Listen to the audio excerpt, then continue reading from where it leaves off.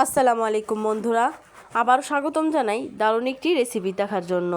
আজকে তৈরি করে দেখাবো পুডিং। আর পুডিংটা এত সহজ উপায়ে তৈরি করব তা কিন্তু আপনারা দেখতেই পাবেন। প্রথমে আমি একটি বলে নিয়ে নিচ্ছি পরিমাণ মতো চিনি।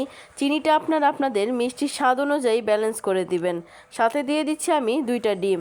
চিনির সাথে কিন্তু এখন আমি ডিমটাকে ভালো করে মিশিয়ে নিচ্ছি। মিশানো হয়ে গেলে আমি আগে থেকেই লিকুইড গরুর দুধ জাল দিয়ে রেখেছিলাম, সেটা এখন মিশিয়ে নিচ্ছি।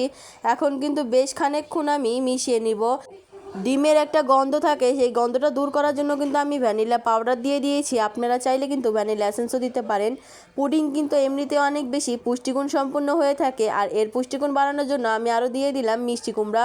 মিষ্টি কুমড়াটা দিলে কিন্তু এটা খেতে আরও বেশি ভালো লাগে।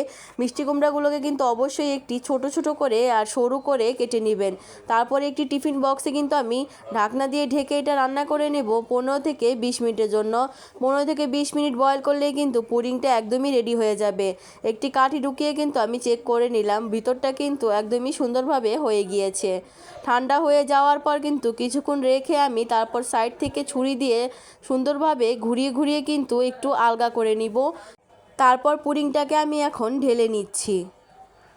দেখতেই পাচ্ছেন পুডিংটা কিন্তু কোনো দিক দিয়ে একদমই ভেঙে যায়নি। দেখতে কিন্তু যেমন অসাধারণ হয়েছে, আর খেতে কিন্তু অনেক বেশি মজা হয়েছে।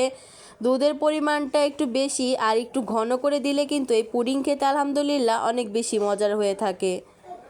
রেসিপিটি আপনাদের কাছে কেমন লেগেছে আমাদের কিন্তু কমেন্ট করে জানাবেন। যদি ভালো লেগে থাকে তাহলে কিন্তু লাইক শেয়ার করতে ভুলবেন না। আর রেসিপিটি ফলো করে বাসায় কিন্তু অবশ্যই বানাবেন। ধন্যবাদ।